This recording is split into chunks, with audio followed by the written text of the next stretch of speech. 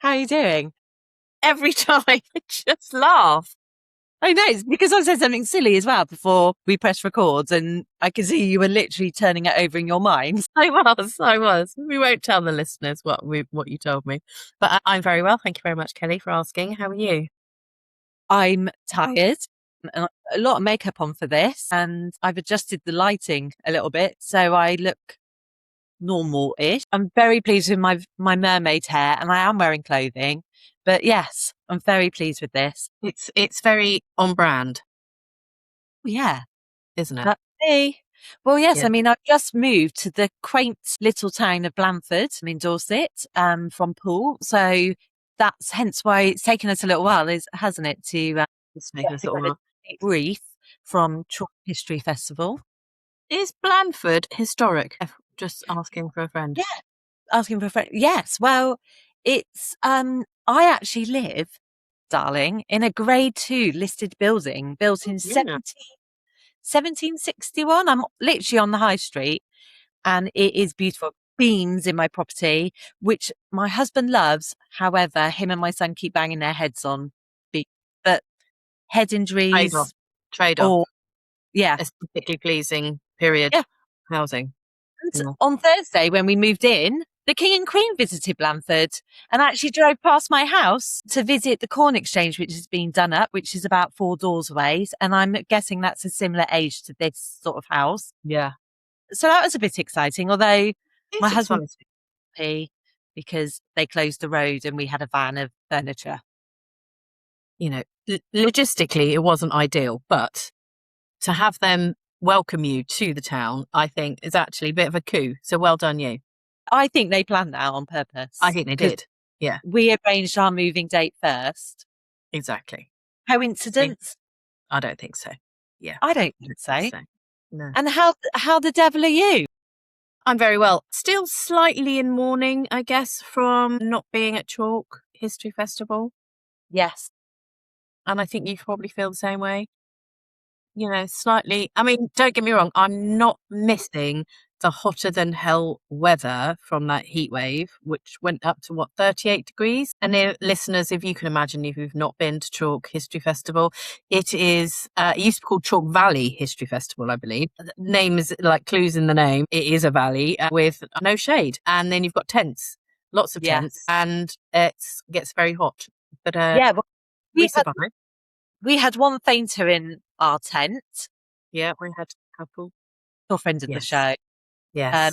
Actually saved the woman's life with her first aid training. I was like, I've got to go and watch Henry VIII, so I left. But she did a very good job. She did a really good job. That woman didn't want to. That's why she's team lead, you know?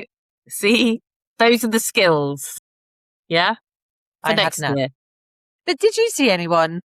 Yeah, we had a fainter in Moot on I'm gonna say that must have been the Wednesday. Yeah, so that's it wasn't even like the super hot day. I think Thursday was a super hot day. But it was near enough. It was something like 35, and yeah, we had a fainter there, but it was crazy. Wasn't it, though? I mean, Yeah. we had volunteers whose sole job of the day was going around with buckets of water for people to dip towels and towels in to wrap around them. Yeah. And to keep the living history people especially hydrated because they can't really leave where their tents are. No. But I think everyone managed pretty well. I mean, I did look like a beetroot a few times. One time I remember coming back into the tent and you were like, "Are you all right?" And I was just red. I mean, yeah. I think that was the Monday, the first day. I think we acclimatized ourselves to it. Like by the end of the week, I think we were kind of semi okay. And then by Sunday, it was like positively cool. So we were like, Well, I'm glad I was glad of the drive home every night because I was doing like Ace Ventura and stick my head out the window whilst driving to cool down. I mean, it was absolutely crazy. We didn't help ourselves by staying later on the ABBA night and dancing to ABBA in one of the tents in our volunteer get up, which was pretty sweated through and just getting even more sweaty. I'm not entirely certain we're selling the festival to its best level at this moment. It was amazing. I had the best time. And just because we were going to talk about it, I was looking through the photos and stuff not that I needed reminding, but I just have serious FOMO already. Not that there's anything to miss out on because everyone's gone, but it was incredible. It was. So incredible. Another brilliant, brilliant festival. And again, because we were returning volunteers, we actually had a bit of a clue. And that made the experience very different this time, I think. And yeah, there were things I wasn't allowed to do. Like I wasn't allowed to be in charge of a buggy, which I'm hoping for next year I might. I was given a radio because I was made a team leader this year. Beccy, team leader last year as well. I think they were just trialing me. I don't know if I passed. Yes, you passed flying colours. They saw your skills and they said, yeah, give her a blue T-shirt, give her a radio. What we probably need to do next year is give you some training on the radios. I don't think that was your finest hour, but we'll gloss over that for this moment in time. I didn't want a radio because I kept going over and out because I thought that's what you did. And everyone's going, no. And I kept saying Roger because I thought you needed to say Roger. I said that. Yeah. Fine. Well, someone said there's no one here called Roger. And I was like, a thing. But yeah, and because I had to be serious, because I did actually have to talk about something of a serious nature on the radio. And of course, I kept stammering and stuff and I was sweaty anyway. So it was a learning curve, but every day's a school day. But it was, we made new friends. We remade old friends. We made people who weren't sure about us last year love us this year. I wasn't sure of us last year. Well, probably half. I'm talking about me, really.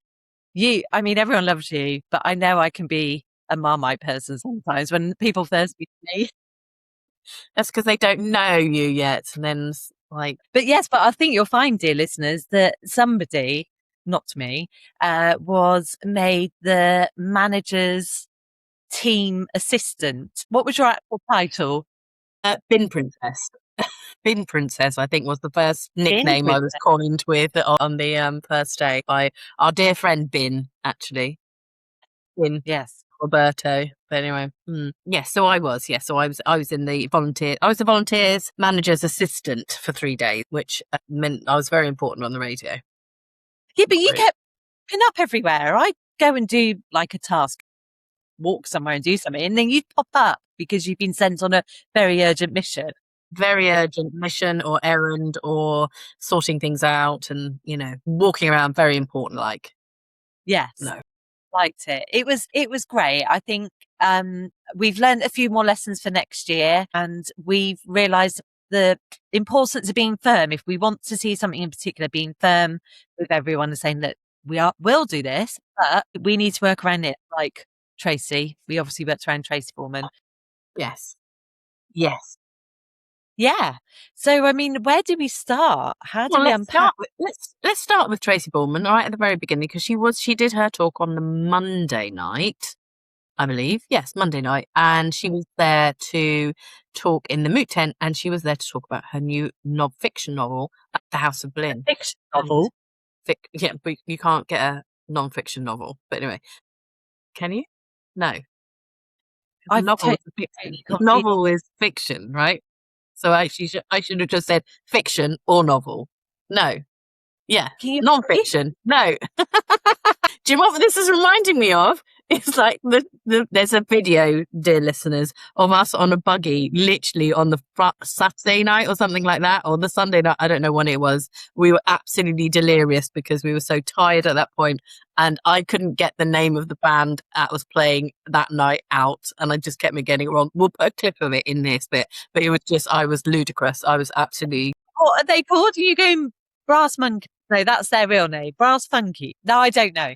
So that was just making me laugh because you were beside yourself by then. I'm doing the same thing now. I don't know what I'm talking about. Anyway. Exactly. Tracy Borman and her fantastic new book, The House of Boleyn, which is now out in all good bookshops. But yeah. So anyway, she was in moot. We knew she was coming. We booked the time off our allocated slots that we were doing our allocated jobs.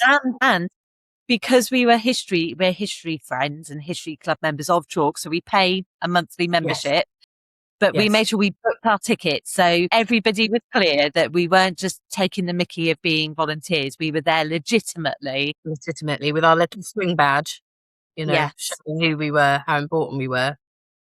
And then we literally saw her walking past us before she got to the tent. And it wasn't us watching out for her. We were actually on duty doing other things. And so we managed to go and see her outside of the tent and have a chat. She saw us and she was just like, gave us both a hug, and she thought it was lovely to see us again. And we were absolutely thrilled. Yes. And she wished us happy anniversary after I told her our anniversary. Yes.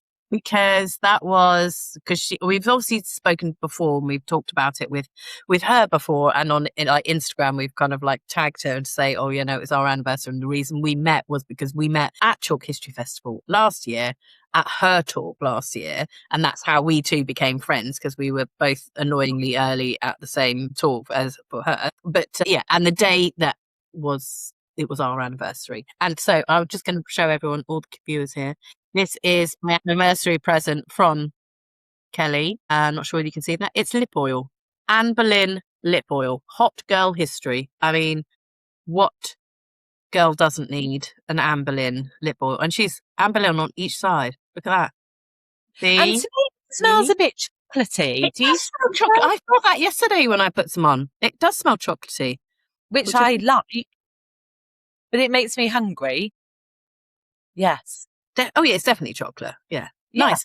But yeah. So anyway, we met her outside. It was all very joyous, all very lovely. And then other people came along, annoying, started chatting to her, annoying, you know. And then they left, and then she came back to us, and then we had our photo taken. It was just delightful, wasn't it? She was just we were just following around, but she literally came back and was like, "Oh, I'm sorry, we were interrupted." So she wanted to talk to us. She did, and we wanted to talk to her, and as always, and I mean, she's always so gracious anyway, but also she's so entertaining. Her public speaking and her way of talking about a subject is, I mean, they're fascinating subjects that she talks about, but she really brings it all to life. She does.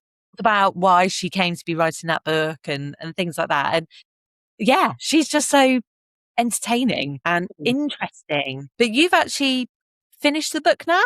I have finished the book. I was listening to it on audiobook on like my journey to and from Chalke, and then into work and stuff. And it's really good. And it's so it tells the story of the House of Boleyn and takes it from when, mainly looking at kind of Anne Boleyn, but then obviously just looking at other people in that household. So there's the steward, Robert. Keep getting it wrong because I keep calling him wrong. Robert Cranwell, who apparently, according to Tracy in a talk, is the only real household member that she's got evidence of, because there's sources of a letter, who was the actual steward at Hever Castle. So she kind of like took, oh right, okay, well that's a definite person, because obviously she's going to have to. You asked her about it, didn't you? Yes, you asked, yeah, I did. Was that a real person? Yeah. So yeah. And so he definitely was a real person. She had some artistic license or some of the other associated characters within the book, but he was definitely a person. But she did say, she admittedly said in her talk that actually she kind of she put a twist on him, that, you know, no spoilers, but you know, there are things that he does in the book, and she kind of like pulled all that together. So yeah, it is an interesting. I think everyone should read it, because I loved it, obviously. And I asked her a question at there as well, because obviously you've got Thomas Wyatt, who was obviously a bit of a love interest for Anne Boleyn before she married the king, and in the story you see it go a certain way, which is interesting. And in the book he gives Anne the bee necklace, you know, the famous bee necklace. And so I asked Tracy after her talk during the Q&A session, is that real? Because I didn't know whether or not that was real or not, or whether it was artistic license. And she said she might have made that up a little bit. Oh, the book. So who knows where she actually got it from? But then she did tell us there were several other necklaces, didn't she? She said there was an AB necklace, and an A necklace, and an E necklace, I think. Yeah, that's really interesting. Yeah. So we don't really know who started that. I mean, was it a fashion that Anne started, or was it a fashion that she got into and then everyone copied because she was Anne Boleyn, or was it something that everyone had? Yeah. But you don't see other No, I haven't seen it. Put No, that in. no. But yeah. So she was she was a delight, wasn't she? Obviously, as always, she would be. Well, I find it interesting because, as we were talking about before, I've just started listening on audio to her book, The King's Witch, which is a fictional novel that she wrote a few years ago now, based in James I's court. And I'm sort of just a few chapters in, and it's made me think. I mean, I primarily know Tracy because of her non-fiction work and her academic work. Yes. So for her to switch and actually be creative and take artistic license and things like that is really interesting. And then I was thinking, how does she decide to make somebody a goodie or a baddie in simple terms?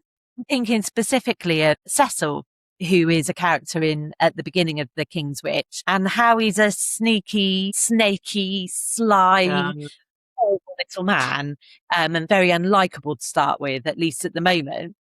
And how does she decide how to embody him or to bring him to life?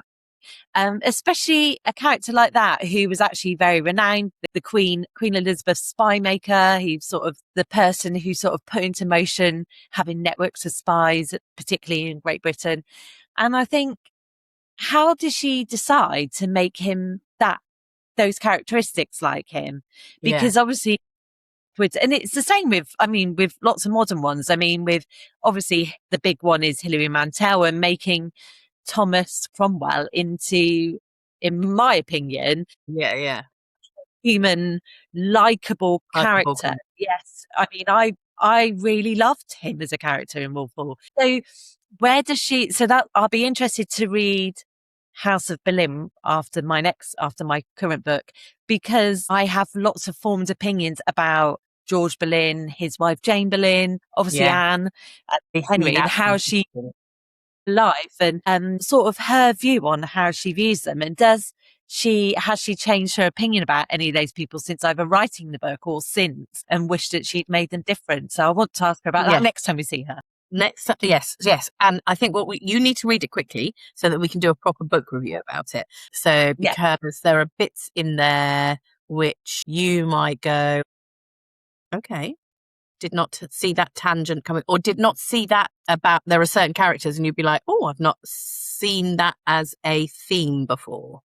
People within their family. So that's interesting.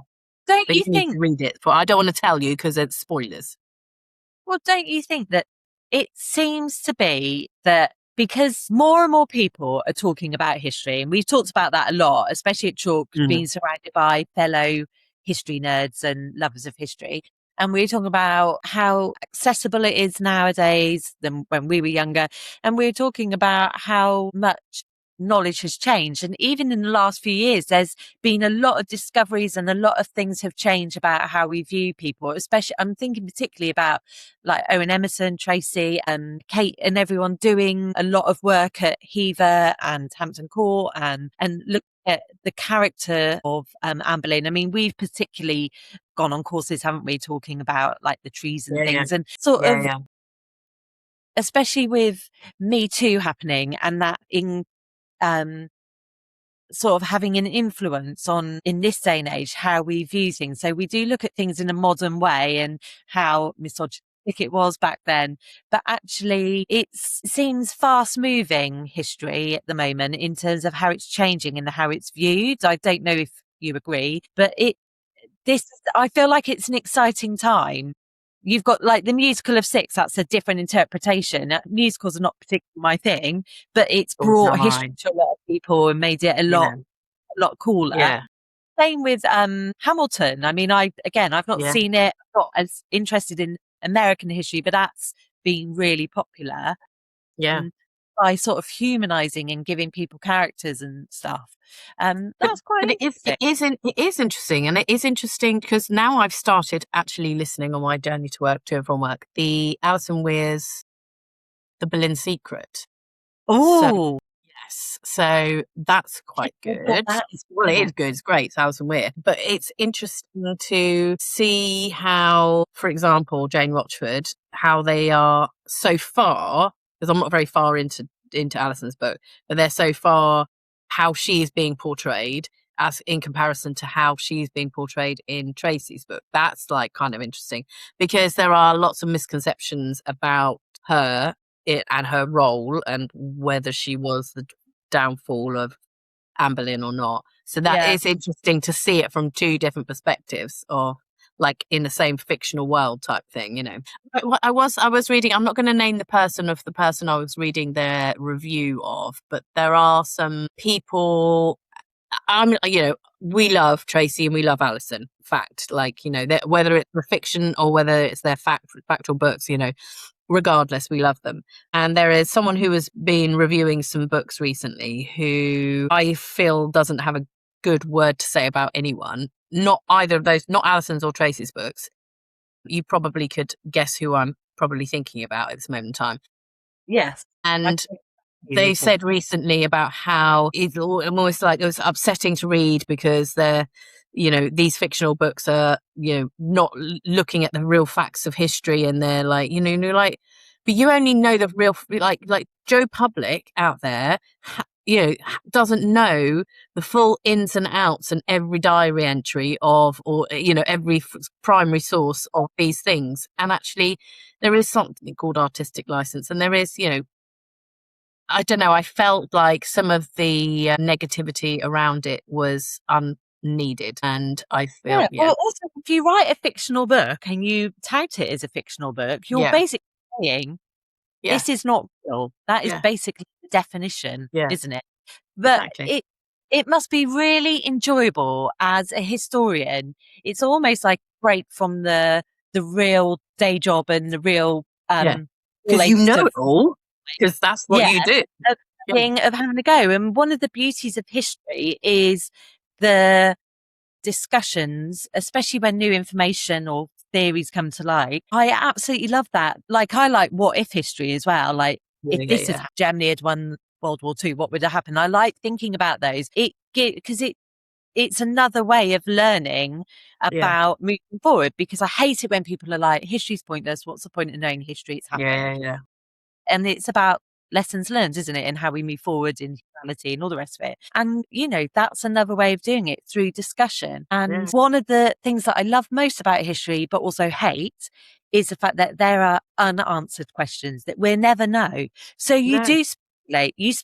People can spend their whole careers speculating. And I think it's really interesting when you have historians who have always been very certain. And Alison Weir is a very good example, because of her longevity in her career, of having an idea about something and then a couple of decades later changing her opinion about based it on what else she's seen. What else she's found or talked about. And we talked about this before, about how when we met her last, and she's doing a book about Catherine Gordon, who was the wife of Perkin Warbeck, one of the pretenders. And she said actually the information she's researched on a fictional book is making her think again about things that she was always quite clear about.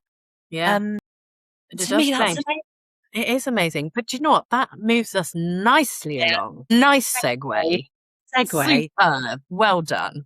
Thank you. To one of our next favourite talks of Chalke History this year, which was, I would have wrote it down what the title was, Princes in the Tower, Murder, Mystery or Myth. And it had Nathen, Amin, Nicola, Tallis refereeing, and Matt Lewis doing, so basically Nathen in one corner, Matt in one corner, gloves on. And it was really interesting. They made us vote at the beginning based on what we all think we know at this moment in time about the princes in the tower and their disappearance, and then they made us vote at the end. Which was quite funny, and it didn't really change. It was what? The vote was more split than I thought it would be. Yes, I wanted to stand up and take my hands at people and be like, sort yourselves out. No. I mean, it was totally entertaining, the entire talk. I mean, we knew it would be. Yeah. But we are very much of the same opinion, aren't we? Yes, we are. We are very sure that it was Richard. Yes. It was Richard III. I'm sorry, Matt. Of course it was. However, he did make some compelling arguments. But I mean, yes. Yes. So I bought it. Haven't started it. You're not sure, have to swallow. I know I will, because that's the fairness of it. You need to that's how you learn things, know things. But I wasn't convinced by Matt's argument in the thing. Yeah. He had some brilliant, compelling arguments, just not enough for me at all, really. But it was fantastic hearing two extremely knowledgeable, passionate historians. Yes. And Nicola also is very clear on what she thinks happened. She's a bit more unsure exactly what did happen to them, maybe. Yeah. She's a bit more open today. But you had these basically titans of industry battling it out, arguing about that they love. So it was, I mean, we needed more popcorn, really, we did. to listen. Yeah. To the tennis back and forth. It was. It was brilliant. They were entertaining, and I think I heard people who didn't know as much about the Prince of the Tower who just found the three of them, so fascinating to listen to because of how brilliant and how much they know their stuff. I mean, they could have been there all week and still been talking and discussing new points. In fact, that's maybe what we should suggest for next year, is like they actually take topics under that banner headline and then do it, because it needs further explanation, doesn't it? But I'm going to say, based on that, I'm still convinced that Richard it's his handiwork. And because why did he say they were illegitimate at that point in time when he said that they were illegitimate? Why did he not defend it? Why did he not say, oh, I've got no idea? He just didn't mention it. Who doesn't mention these things, like when they suddenly disappeared? I wish I'd asked the question. I think there were so many questions, and I think as volunteers, you always think I shouldn't ask questions and the members of the public ask. So I always sort of wait. But I wish I'd asked. I'm interested to know when they think they died, if they died, and in Matt Lewis's case, when he thinks that they were no longer in the tower, because he seems quite convinced that they had escaped, or at least one of them escaped the tower, or were taken. And I'm interested to know, I mean, maybe I need to read that book because I brought the same one that he signed. I want to know where he thinks they went, who took them. Because I'm assuming they didn't like climb over a wall and escape. I'm assuming there was like a raid. He assumes there was a raiding party came and took them, and where they went and and at what point? So is the reason Richard didn't parade them because he'd already lost them, but couldn't tell people that because then was he happy to let people think that he had killed? Yes, the thing is that the arguments that he was giving, there weren't really arguments. In my book, or there wasn't enough evidence for me to, because saying, oh yeah, he thinks there's a raid. Well, was there a raid? How do you know? Where's the evidence there was a raid? And actually, the only evidence you were really saying was that they came back in a different guise later on, when they were fully grown. And you're like, well, hang on. What about the middle bit? No, he talks about their aunt. Is it Margaret? Yeah. Who was abroad somewhere. Was she in Austria or I can't remember where she was. But she championed the people who were known as the pretenders or whatever and was very convinced. I don't think they particularly talked about it, but she was very keen to piss off all of these main players and make sure someone was back on the throne that she wanted. Yeah. That doesn't necessarily mean that she genuinely believed them. And we didn't talk about Elizabeth of York and did she recognise them? Because she did meet at least Perkin Warbeck. And surely she would have known the brother she knew for 12 years, or however old he was. Surely she would have glimmered something. There's no record of what she thought. There's no record of other close to them. I just...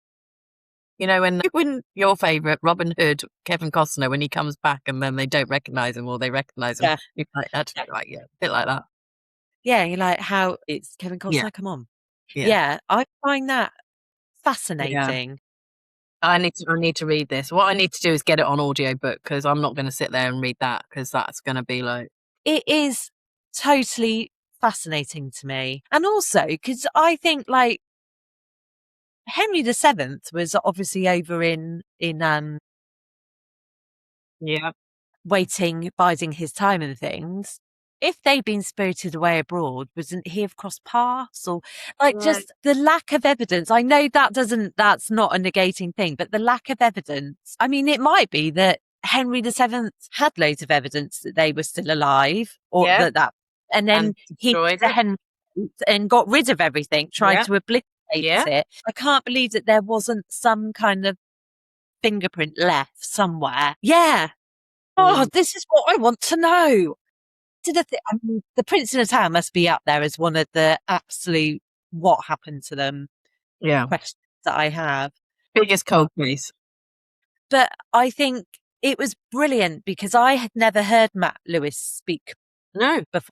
So I was looking forward to it. Obviously, we know Nathen and Nicola. I think you'll find, listeners, that we were in the front row, of course, Beccy, weren't we?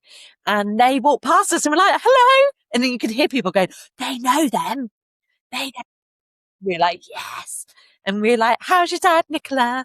And how's your dog? And they said, how are you? And how's your girlfriend? Because we know you've got a girlfriend called Lucy. And I mean, he was brilliant. He was loving it. I mean, Nicola's talked before at Chalke a couple of times. It was Nathan's first time at Chalke. And I mean, he literally was recording on his phone the whole thing because he was obviously so pleased to be there.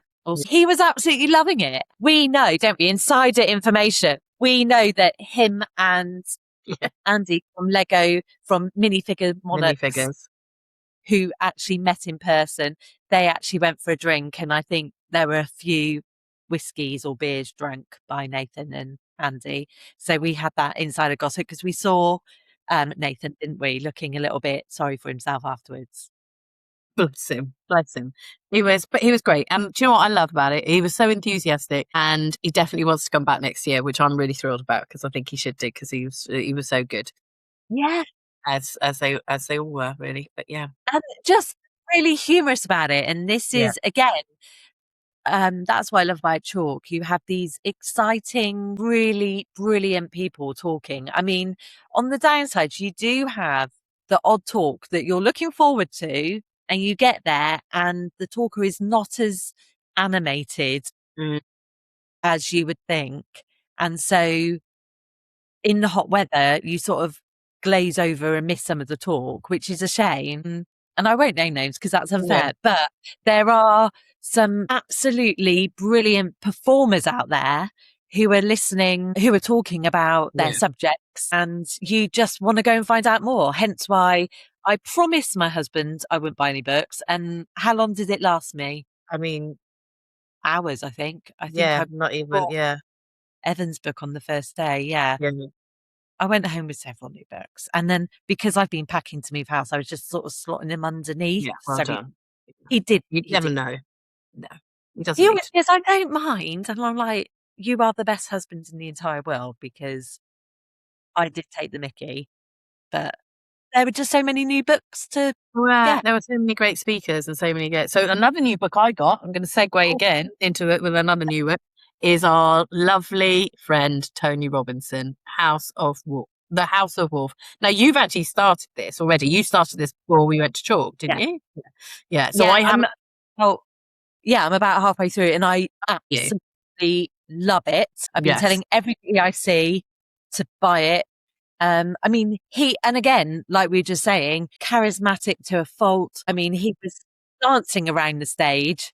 He was, wasn't playing to the crowd. He was loving it. Crowd were loving it. He was loving it. It was like one of the best talks on Sunday for sure. And tell the listeners where you were and what your role was with Tony. I was team lead in Guildhall. Very big responsibility, along with fellow Maybelline, who's obviously a brilliant star. I'm going to say under the guys, because he was head honcho, Derek, who ran Guildhall tent. Big fan of the... Was it Does he listen? Well, we'll know now if he does listen because of this shout out. But yes. But yeah, so I mean, he's brilliant. He's absolutely brilliant. He's perfect at running that Guildhall. And actually, I really enjoyed working that with him and Mabel. I think we were like a dream team on that last Sunday. So yeah, and Tony was there, and so I was like bringing him to the front, and there's Sunday Derek's there going like can you go back to what you were doing? I'll deal with this. So, yeah. But Tony was absolute dreamy. He was just and he's exactly how you would imagine him to be. Such a nice guy. And then he did his talk and stuff. And then we had the brilliant, I'm going to say Mila, who was doing the chalkboards, because we obviously had the chalkboard wars again this year. Yeah. And it all starts off very, outside each tent, there is a chalkboard, and the name of the next talk needs to be done in chalk on there. And each year starts on the Monday, and then Monday's a bit rubbish. Although Tracy Borman's was quite good, and I think that was Rian Gill who'd done that one. Yeah. I'm pretty sure it was. And then, by the end of the week, it's like literal chalkboard wars, and they are like fighting out. But very Mila did. We'll put a little picture of the one that she did for Tony Robinson, and he was gracious enough to have his photo taken with her at the end whilst it was being whisked off to go and do book signings, because he was very good. But he was just, do you know what, such an amenable guy as well, because he was coming back. We spotted him on the way back, and to me, Derek and Mabel, we were like there going, oh, please, can we have our photo? We looked after you. Can we have our photo? And he was just the nicest guy. Then he was whisked off again to go and sign someone's bar in, I can't remember whose bar it was. So it was one of was it Wimborne Militia? Well, yes, it might have been actually, yes. And then this guy came, because I was stood by him, and he went up to Tony Robinson, and he went, I can't remember what his first name is, but his surname is genuinely Blackadder. Yes. So he said, excuse me, Sir Robinson, my name is actually, I think it was Tom or Robert or something, Rob Blackadder. I am with the Wimborne Militia, I think it was. Can you please come and sign something that they're going to auction for charity or something? And of course he went off and did that. But I was just like, your surname is Blackadder. That is amazing. Of course because I was obviously trying to scramble for a photo and stuff, and I actually gave up my photo opportunity. So Andy, the Lego man, sorry Andy, that's what I call you, the minifigure monarchs, could gift a book to Tony and get a photo. And so I gave that up, and then my reward, a photo of Tony Robinson with Mabel, Eric, and you, Beccy, sent to me on my phone. And I couldn't hang around because I was a team leader on the gate, and I had to go back to my post and be on a radio and talk bollocks on a radio. So I was gutted. So there is a photo of me and Tony Robinson, but I'm stood behind him grinning like an idiot holding up my book. And I think I made Mabel's mum take a photo of me. Yeah, I did. Claire took a photo of me going like that. So I gave up my chance to have a photo. You are all heart, you are. I am. He owes you next year, Andy Lego Man. For sure. Yes. Well, I did say I'd help on the stall. So there's just too much to do. It's just too fun. Much to do. There's too much to do. Yes, there is. But let's do a review of this once both of us have done it. But so this is Tony's first novel. Yes. Fiction novel. And it's the start of a trilogy. Novel by actor and historian. So again, it's what? So that's the first book in a trilogy. Oh, is it? Did I miss that bit? Oh, okay. But yeah, so it's set in 857 AD. So yeah, all very Anglo-Saxon loveliness. I love it because he's talking about Alfred the Great's father, is the main character at the beginning in the first part of the book, and his squabbling children, and how they're all sort of trying to carve up Wessex and things like that. But of course, they've all got names like Athelbold, Athelswift, Athelred, and that. And what he does is he calls them, so Athelwulf, who is Alfred the Great's father, he's called Wolf. And his daughter is called Swift.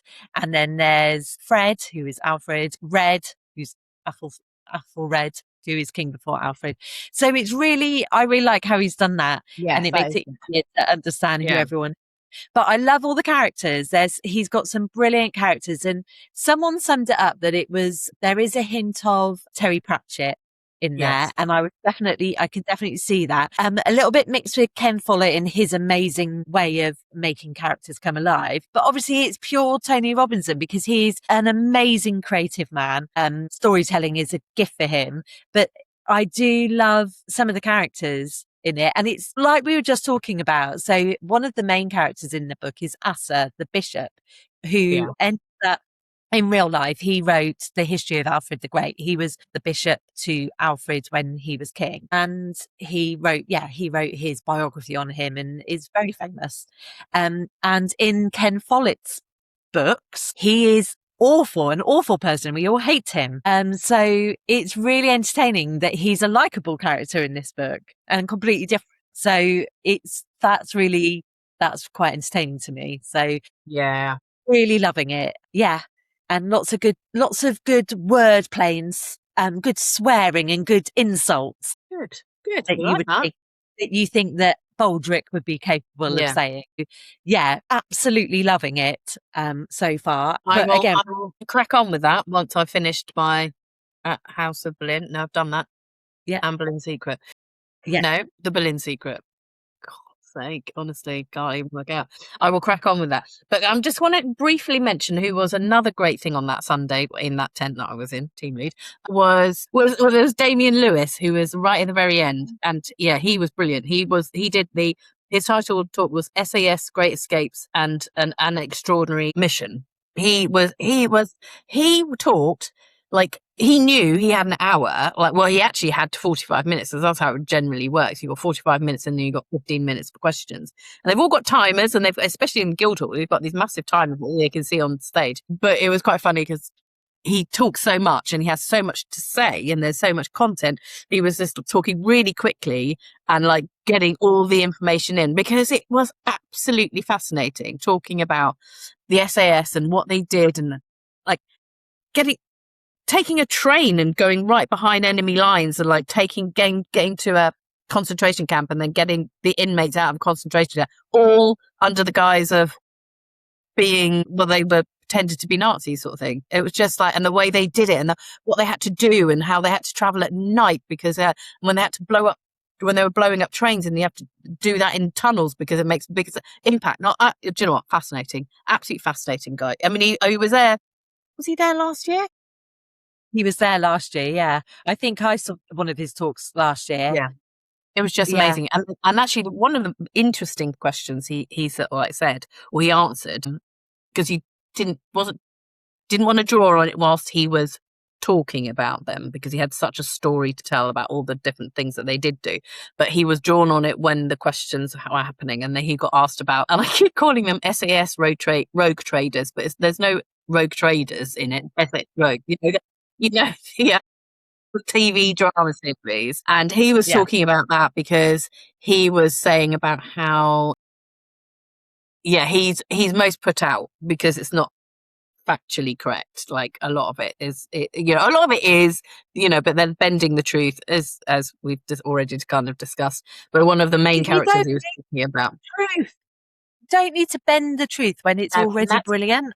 And that's exactly what he was saying. That's exactly what he said. He said, like, if you've taken the story, so they were talking, and I can't remember the man's name, this is going to be really annoying because it's completely gone out of my brain.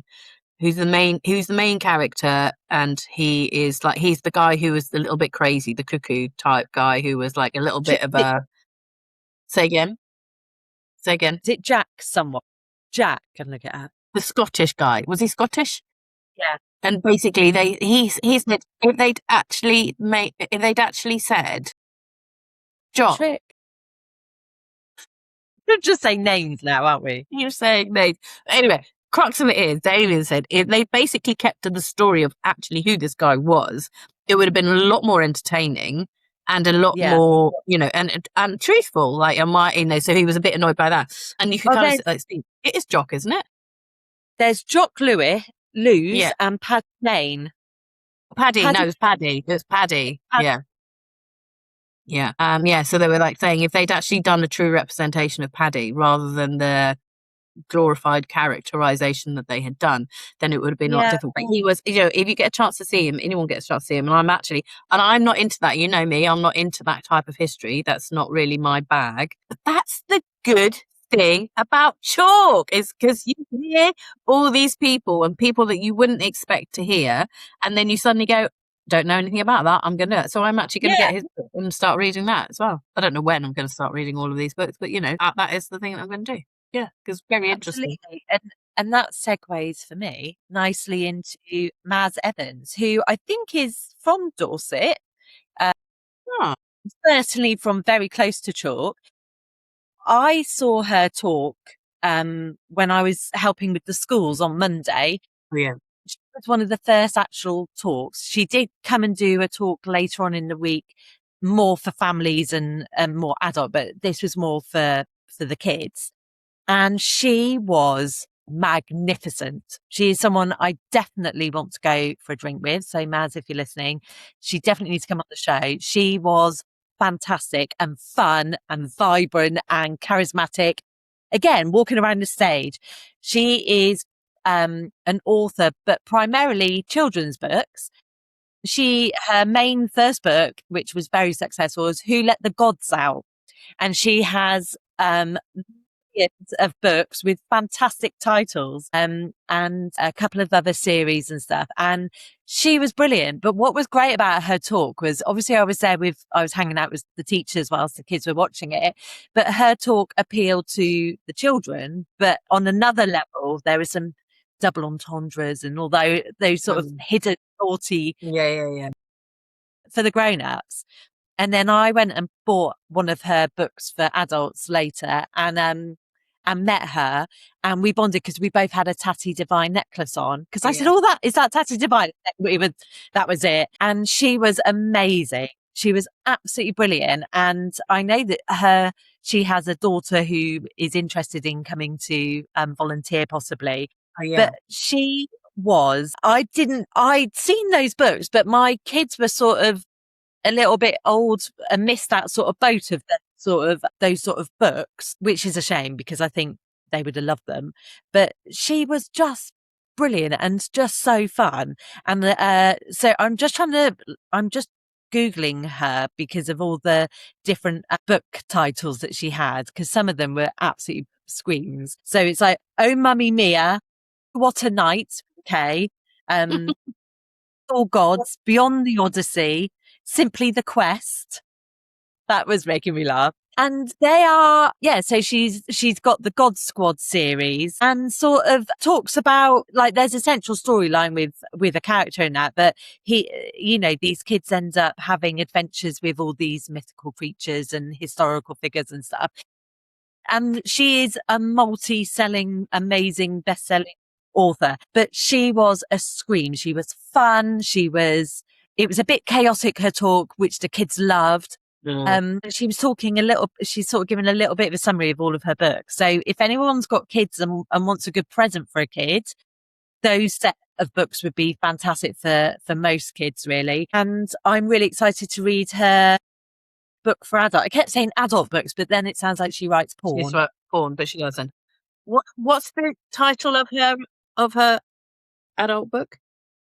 So she's got a book. It's like a murder mystery. This is what was making me laugh, and this is why the teachers were laughing as well. Shout out to the school me and Rob were looking after. They were Wimble St Giles. They were the most lovely school, and the girls didn't diss me this year. They all talked to me and make me feel bad. But the teachers were just loving it. So one of her books, the one that I bought, I'm just trying to find the title of it.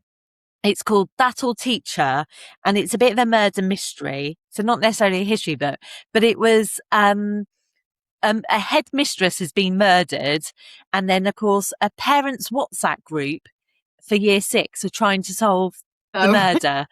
Very typical, as being in a previous parents' WhatsApp group. I can just imagine how that goes, and the teachers were laughing because they could imagine how that goes. So I was sold on that, and that did make me laugh a lot because I could just how that would go. So I think that will be a good fun read. amongst it, because I'm quite a fan of, I don't know if you've ever read Janice Hallett's books. She sort of writes, they're sort of whodunits, but there's one about uh it's sort of set, and there's like emails and WhatsApp groups and messages between different people and clues all together. So it's a little bit different as opposed to a straightforward story. And I'm wondering if it's the vein, because that's like an easy read for me. But so she was so entertaining. And then later on, I mean, Hugh, she was in the tent and where me and Hugh were, and Hugh was absolutely loving her. He's like, he's such a good sport. But her show later on in the week was packed out and people were roaring with her. That was my sort of surprise person that I learnt of. I don't know about if there was anyone that really surprised you other than... Well, probably Damian Lewis was the one that like really did surprise me. But one that I missed to viewers, I had booked a day off during the thing because it is like 7 days a week and it is a lot, and we've got to commute on top of that for an hour each way sort of thing. So I was just like, okay, well, I'm going to have a day off so that I can actually go and visit some of these like talks and actually listen to them, because you're, as a team leader, you're there from first thing until last thing, and you don't really, unless you're in a tent which has got good talks, you don't get to see anything else. So I was like, right, I'm going to have a day off to make sure I can like go see it. Except unfortunately it was the hottest day of the year so far, like across the board, so like 38 degrees, and I got up early and then fell back to sleep again. And so then I didn't get to go Chalke History Festival on my day off like I said I was going to do. Mabel and I were going to we wanted to send out a search party because we were on the WhatsApp. We're like, you are alive? Did you make it home? And you didn't answer because you were basically asleep for the whole day. I was napping. So I had a massive nana nap all the way until 11 in the morning, and that I'd never heard of ever. And then when you did video, you were video timing in the afternoon, and that was when I was actually having another nana nap in the afternoon. I was just like, for goodness sake! But what talk did you miss? What did you miss? The Kate Lister talk. She was phenomenal. Yeah. One of my absolute highlights. Kate Lister, Eleanor, Janega, who are soul sisters. I mean, I was in the tent that they were in. And I went up to them and I was so sweaty, and they were both so gorgeous and glamorous in their outfits and their lipstick and their hair and looking gorgeous. And I just went up to them and I was so hot and bothered. And I just went, I fucking love you both so much. I was near tears of my adoration. And I was like, you two are so, so incredible. I think they were like, who's this the same person? I was just saved by the fact that I had a volunteer's badge on, so they didn't think I'd escaped from somewhere. But they were fantastic. I mean, again, I don't know how much they pre-planned what they're going to say, because I think they are two experts on what they talk about, and they could talk for hours and hours. But I wrote down so I can make sure I get it properly, but it was called Beyond the Charmed Circle, Sexuality and Deviancy. And they were talking a lot about how sex is portrayed in history and what it would have been like for people really, and about labels and terms, and talking about people's sexuality and just lots of things like that. So sort of fun stuff, and stuff that people always feels a bit naughty to talk about. I mean, historians in olden times as such it was all very prim and proper. And I like the fact that they talk about real life stuff, which is what was happening always. Yeah. Both of them have written loads of books. Did have like a pile of books that I gave them to sign, but they were incredibly brilliant. And I know that they've got like a new series they're doing together, because I keep seeing photos of them both in period dress, and they are obviously having bets on who gets to wear the best costume and outfit and stuff. So I don't know what they're betting on, but that's been very amusing. But they are incredible, and obviously the Betwixt the Sheets podcast that Kate does is incredible. And I love that they effing blind their way through things, and they call a spade, and there is I mean, they are like heroes to me, because they are exactly who I want to be when I grow up. I know I'm supposed to be good. I'm probably older than both of them, but they were incredible talkers, incredible about what they knew, and really good social historians and talking about things that don't maybe think about. I mean, they were mentioning how different sexuality was looked at, and lesbian and gay people and all the spectrum and everything, and how different that is. And again, and we talk about this often, how the Victorians sort of ruined put everything. a thing Yeah. and change things. And yeah, again, it makes you realize that people 700 years ago would have had concerns like we would have had, and you don't think about that. So I mean, yeah, I'm gutted you missed it, because I was literally howling like a fairy throughout the whole. But it was well, I think Kate Lister almost missed it as well. She had a nightmare journey because I think she couldn't get here because of the train, so she drive, and then she, like, I saw her like Instagram, like, and I just felt really sorry for her. I think she got there just in the nick of time, and it was just like bless her. But yeah, because there were a few. I mean, a few people have to be cancelled and could make it because either the heat or travelling. Yeah. Did you see either of them in the other talks? Did you see? Yes, they were the only talk I saw of both of them, but yes, they both did other talks, which I wish I'd seen. I'm gonna say I did see. Hang on. Did you see the mystic one? Yes, I did. Oh God, it's not. Did you see the Heta talk with the mystic? I wanted to see that one with Eleanor, but they were brilliant. I did look. I did do a bit of a grovelly. I absolutely love you both. I did a bit of Wayne's World. Not worthy. We're not worthy. Yeah, I was just like, oh my. I was just with Lee and Nicole, and they were like, yes, I wanted to see that one. The Extraordinary Lives of Medieval Women. So yes. Yes. The beauty is that as history members, we will get access to the talks when they come up, probably in September time, which is great. Which I'm really pleased about, because there were so many that I didn't get to see that I wanted to see, because purely we were working the entire time. But, we pulled 90 odd hours. Yeah. And 90 hours. Yeah, between the two of us. No, each. No. You did 90. I did something like, because I had a day off, 78 or something like that. Yeah. Because my day off, I said I'd work. Yeah. But that was one of the best days as well. I wasn't supposed to work on the Friday, but then I did, and that's when ABBA was there. They were great.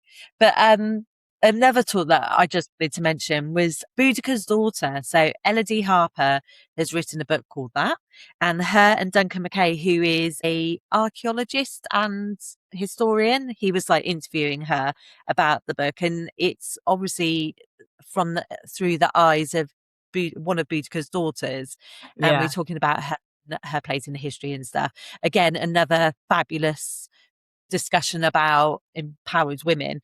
And I met her afterwards, and she was wonderful, and Duncan was fantastic as well. And that was another really well attended talk. It was packed out. I was able to watch it because I was working that tent. And it's fantastic. And it's a book I've got, but I haven't yet read, but because it's on my to be read list. But Elodie was absolutely magnificent, and she signed my book and took a photo of me, but she was brilliant. But we were talking about, again, that padding out stuff we don't know because we can't know because that's so long ago. I mean, we don't even know the names of Boudicca's daughters in history. And she's talking about how Boadicea, some people used to call Boudica Boadicea, and that was basically a typo. Someone mistranslated something. People were saying Boadicea instead, and things like that. So obviously she was talking about how she making up the story of the daughters to basically relive that period of time, and there is little known about this woman who basically took on the Roman army, and we still know about her now, and there's a statue of her in London and things like that. So fun fact, that statue was made at the Singers Foundry in Frome. Just saying. Was it? Oh, that's amazing. I love that. Because is she on a chariot? Yes. Yeah. Yeah. I always I remember seeing that when I was very, very little, and just like, wow, look at that woman. She's got a helmet on, hasn't she? And her hair's all coming out. And that always stays with me, that sort of image. Fun fact from a stint at Free Museum. That's what I found out. There you go. Oh, that's really interesting. Yeah. So there's just so many to talk about, isn't there? There's just too many. So There's many just things. too many. Well, in fact, what we do next year when we go, because we will be going again next year, you'll be pleased to know. We will. I think we need to do a potentially on when we're there, record it, or like at the end. I was going to say at the end of each day, but at the end of each day we're absolutely knackered and beetroot red and sweaty. So actually, maybe that doesn't work. But maybe we should do a review of each day sort of thing, rather than like there are too many. There's too many to mention, aren't there? There are just too many. Each day when I drove home, a friend of mine, Matt, I was doing a little voice note for him, summarizing my day. And he said a lot of it was me being very out of breath and me just like shrieking a lot. I think I was delirious about that. Yeah. So when I met up with him for an actual coffee, he was like, do you want to actually tell me what actually did happen? Because you basically were just so overexcited, like a small child at Christmas. Because that's how I felt. It was on such a high every day because it was just brilliant. I mean, last day was sad and you finished earlier. So I was home at a reasonable time and I got home and then it was the terrible news internationally that Ben Stokes had retired from international cricket and my husband had paused the TV with the announcement. So I got home, I was sad, I was missing Beccy, I was missing my Chalke family. It was come to an end. And then Matt basically played Ben Stokes stepping down as England cricketer. And much I was in a flood of tears for about an hour. That's how I spent my Sunday evening. I was distraught. So my husband learned a lesson then as well. He did. What not no, to check. there's a time and a place, Matt, and that wasn't the time or the place.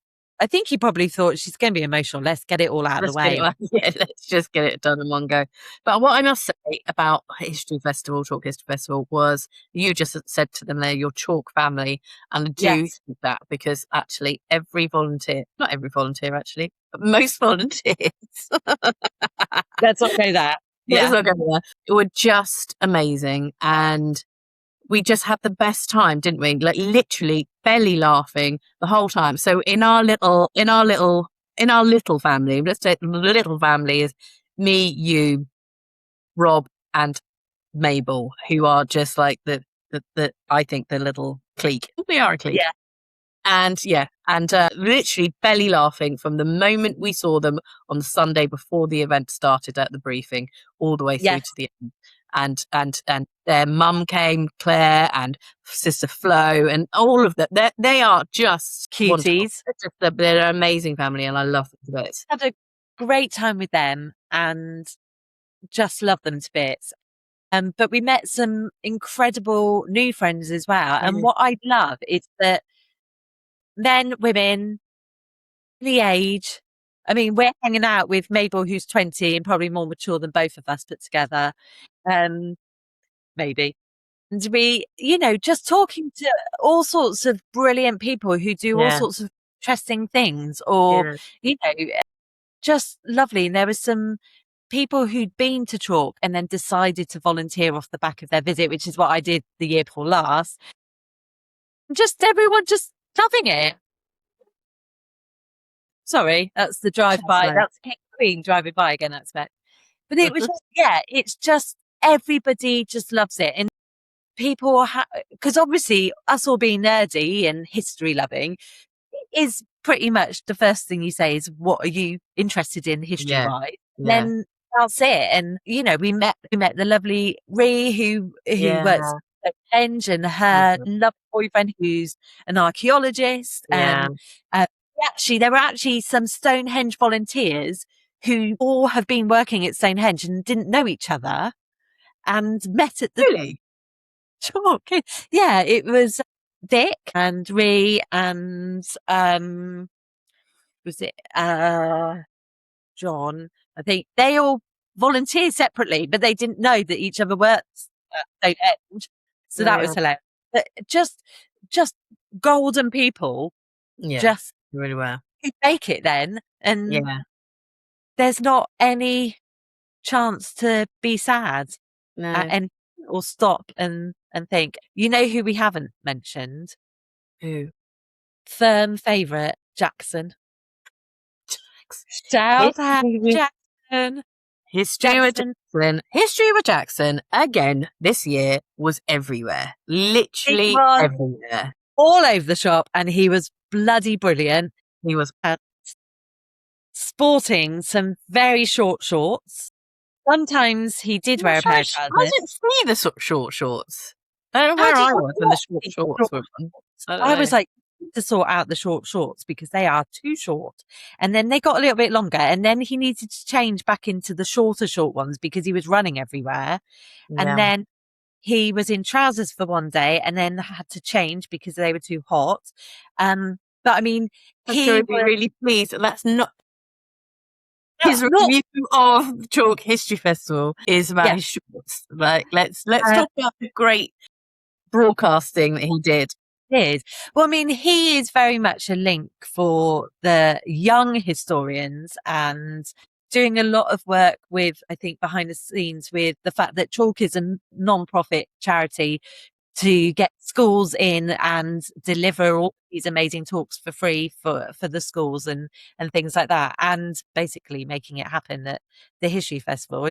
I mean, he did some interviewing of people doing their talks, but also participated in a lot of talks. Especially, I mean, you know better than me, the fact that this is America 250 since the War of Independence. So, you know, it was a big year. Years since the signing of the Declaration of Independence. In 1770. So, you know, he was specialising in talks on that. But he also did I didn't see it, I don't know if you did. He was doing a talk, were they talking about the sound of music? And there was a few of them. They were talking about history films that they didn't really love. And it was him, Estelle, Paranque, who's a gorgeous woman. She is lovely. I think James Holland was there and a couple of other people. It was in the film tent, wasn't it? It was in the film. Yes. No, I didn't. I saw footage of it, but I didn't see the talk. But Jackson was everywhere. He worked really hard. He kept talking a lot about what he was eating at Chalke, which was very funny. It's insider knowledge. It's good to know. And he did a brilliant talk with Zack White, who was a historian I knew very little about, but him and Shalina Patel did a talk, and it was absolutely fascinating. And again, I could have listened to them talking all the time. They were talking about America and the history of things like that. And that was one of the school talks. And he was amazing as well. So then I brought his book about Napoleon. So I'm very interested, and he does a podcast and things. Again, we'll post all these links. But Jackson is great because he's friendly, and although I was cross because people are actually getting photos of him hugging them to send to me to make me upset. I don't know how that started. Not happy about it. Rebecca. You're too easy to wind up. And it's just like, you're just giving it to us on a plate. So that was like, I got a hug with Jackson. I've now sent you a photo of it, and we're cooking up things to do next year, and Jackson's in on it. I was like, what? So I was being a bit bossy with Jackson because I am old enough to be his mum. I was bossing him about a little bit.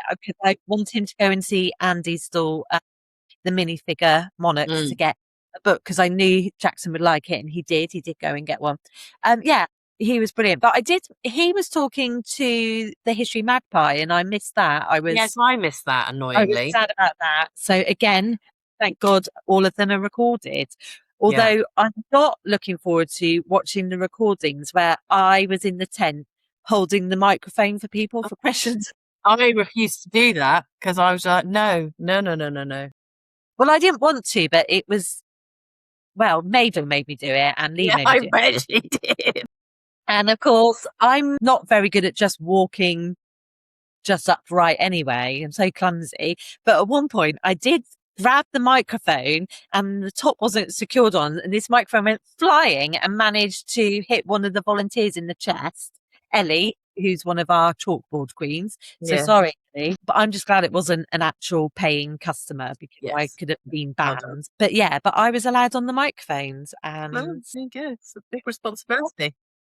I was very, very scared of doing it. But yeah, so there's going to be lots of me running around going, the microphone's at people and concentrating. So look out for that, peeps. Out for that. Well, I mean, we now have a full list of people that we want to now bring onto the podcast, don't we? That we want to interview because we met some fascinating people, and we were recognised, Beccy. I forgot about that. We were recognised. Well, not only did, hang on though, let's not just once, but kind of twice. Or rather, Nathen Amin actually knew who we were because he actually said your name without you having to actually say who you were. And like, which is his girlfriend and knew your name. He's like, Kelly met Beccy and they do the history. And I was like, oh my God, he knows both our names. And he's like, he amazing. didn't look at my badge or anything because it was twisted around and stuff. Yeah. And the fact that he obviously knew your name. And I wasn't there and he knew it. So that said, well, like, that's pretty big. And then the next one, we were just walking along, the pair of us. I can't remember what we were doing or where we were going, but we were walking along.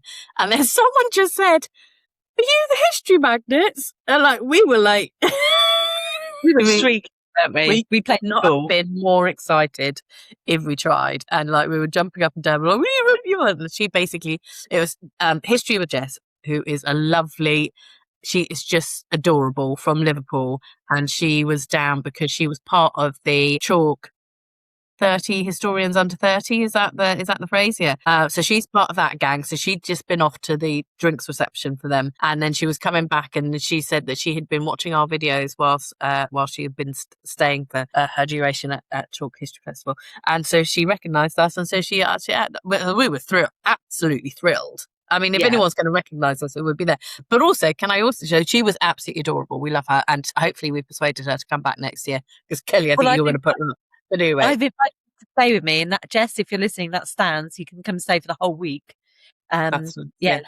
But what I've invited everyone to come and live here. That's fine. Yeah. He'll have to move out for the week. But what I also loved was the fact that everyone got a bit of our merch. Well, not everyone, but a lot of people. Like, there's a lot of people around with water bottles with our History Magnets logo now on their water bottles and stuff. And people are like, "Can I have one?" Actually, people didn't they come up to you and ask? Yeah. I keep seeing people with these little square pink badges. And I was like, "Oh, it's me." And and I was like, "I'm sorry, I've run out, but I'll bring more next year." We didn't deliberately. We just took a few bits that we had and given them out.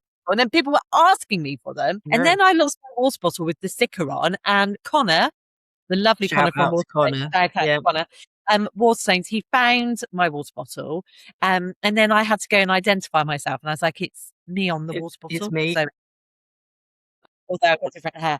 But I think most people thought it was you and Mabel, because obviously I've got different hair and youthful cartoon figure.